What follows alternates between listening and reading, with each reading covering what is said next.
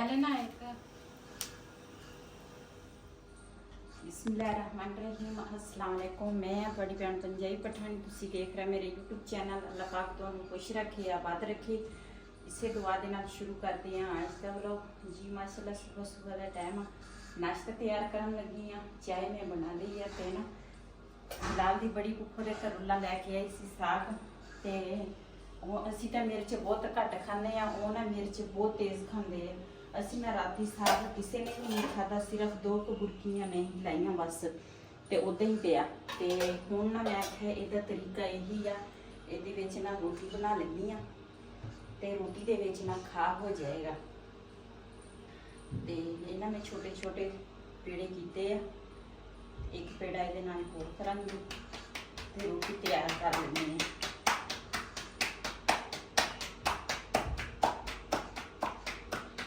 सुबह सुबह पता नहीं की वजह मेरे ना किन्ने दिन हो गए ना तो अखा खुलदी हैं ते ना तो मेरे चक्कर हटदे आ। इन्नी मेरे ना सेहत खराब आ, जिसम जड़ा ना सारा कंबी जांदा वा। हुण भी मैं ना पैरां दे ना खलो नहीं सकदी ते इन्नी ना मेरी सेहत खराब हुई है।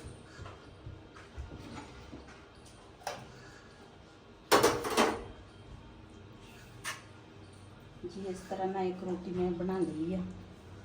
इतने ना इस तरह साग रोटी के ऊपर रखांगी। लंबे जो शाबाश कवा तैयारी कवा टाइम नश्ता मंजर लेट रुच गया।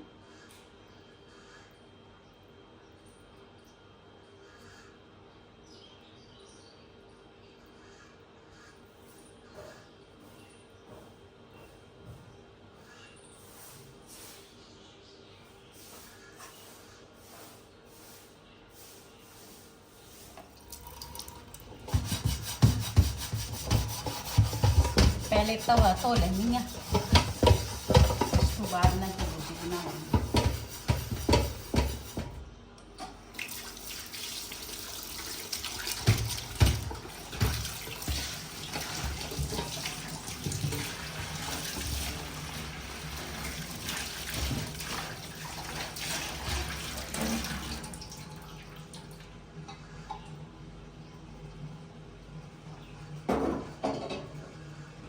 चूल्हा चला देंगे ताकि तवा जड़ा वा ना गर्म हो जाए।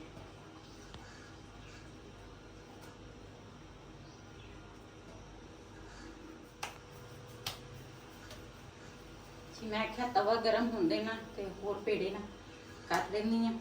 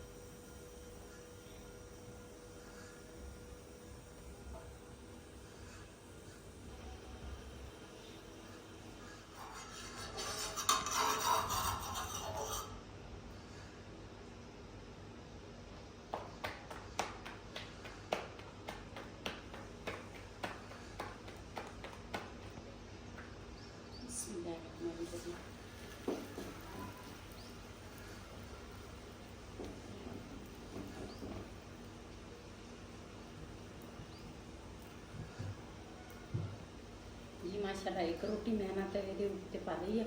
अच्छा तवे तू ना ओदे फ्राई पैन दे विच रोटी बड़ी चंगी बनदी है।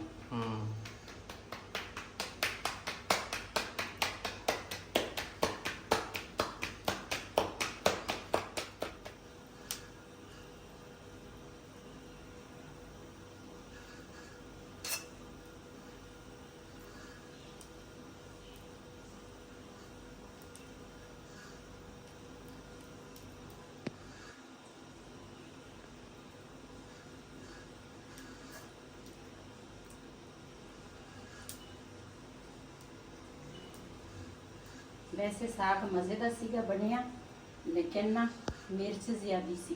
ये मिर्च खाते हैं जी बिलाल दे ਖੋਰੇ ਹੈਗੇ ਆ, ਅਸੀਂ ਇਹ ਮਿਰਚ ਨਹੀਂ ਖਾਂਦੇ। ਤਾਂ ਹੀ ਤਾਂ ਆਯਾਨ ਸਾਡੇ ਘਰ ਆ ਜਾਵੇ ਨਾ, ਕਹਿੰਦਾ ਮਿਰਚ ਨਹੀਂ ਹੈਗੀ, ਮਿਰਚ ਨਹੀਂ ਹੈ।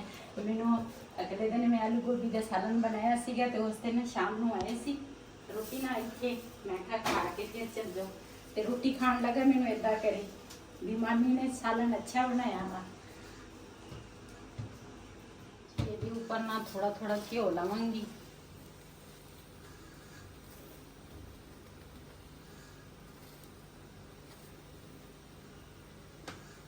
बिस्मिल्लाहिर्रहमानिर्रहीम।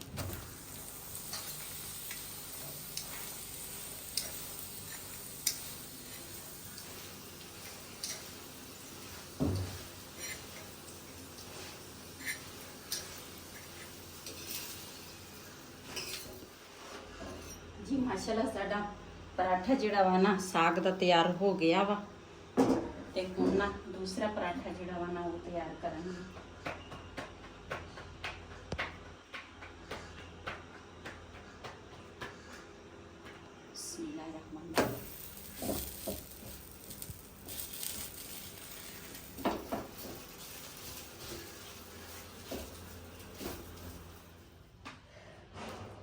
पहले ना एक डॉक्टर को मैं दवाई लैके आई सी, ते ये दवाई मैं खा लवा ना ते मेरे ना दिल नूं घबराहट नहीं होंदी आ। सारियां दवाइयां ना हैगियां विच गोलियां होर भी आ, दिल नूं इन्नी घबराहट होंदी आ, लत्तां ते जिस्म विच इदां लगदा जिद्दां ना जान ही है नहीं। ते वो डॉक्टर जिहदे कोल मैं दवाई लैके आई ना, वो बहिंदा वा हफ्ते बाद, इतवार वाले दिन बहिंदा वा। ते मैं सुबह तो लग के सुबह नाश्ता तैयार किया, तो उस तो बाद ना जो नाश्ता भी बनाती सी ना, बड़ी मुश्किल दे नाल नाश्ता तैयार किया। उस तो बाद फिर बिलाल दी बड़ी फुफो आई आ, अयान दी मम्मा आई आ, उन्होंने फिर दोपहर की रोटी चाय वगैरह उन्होंने फिर की आ। वो हुण चल गए आ घर नूं, ते बिलाल दा पापा कहंदा सी, कहंदा तैनूं ना होर डॉक्टर नूं ना चेक करा दिंदे आ, भी होर डॉक्टर को दवाई लैके आउंदे आ, भी इदां भी नहीं सरदा भी सारा दिन सुबह तो लग के रात नूं भी, सुबह भी इस तरह मैं सारा दिन पई रवां।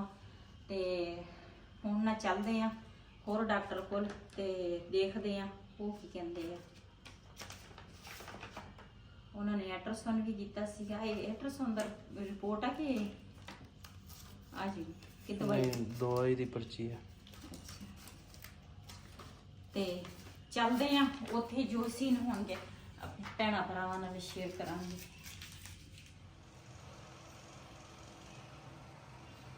जी अस्पताल आए थे, डॉक्टर साहब ने ड्रिप लिख दी है, तो हम ड्रिप लगवाएंगे थे।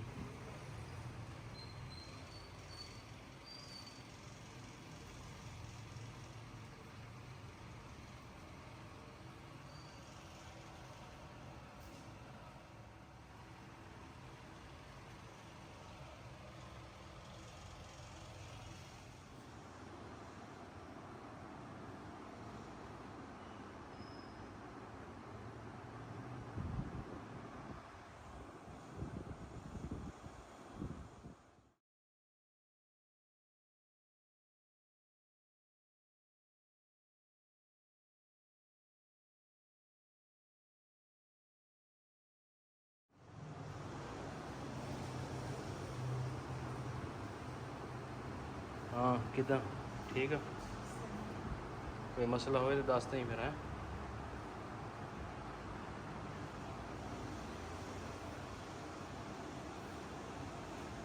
जी ड्रिप ख़त्म हो गई है, तो सुई उतार रहे हैं। सुई काट दी हो मेरा ख्याल?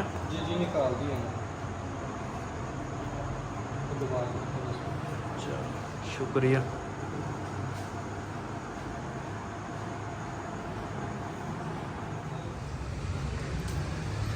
ਹੁਣ जी जा रहे हैं तो कोई दुकान देखते हैं। बेगम साहब ने प्यास लगी, कहते जूस पीना वा। मैं कहा चलो जूस ले आके दे दो।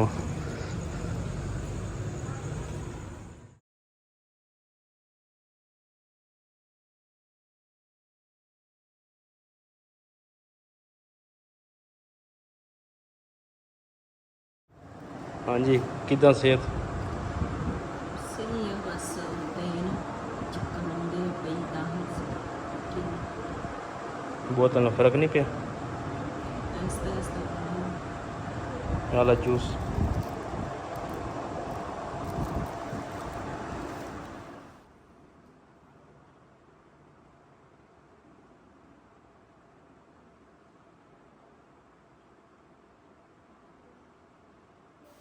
ਚੰਗੀ ਨਹੀਂ ਲੱਗਦੀ ਇੱਕ ਤਾਂ ਇਹਦਾ ਨਾ ਦਿਲ ਖਰਾਬ ਹੁੰਦਾ ਉਲਟੀਆਂ।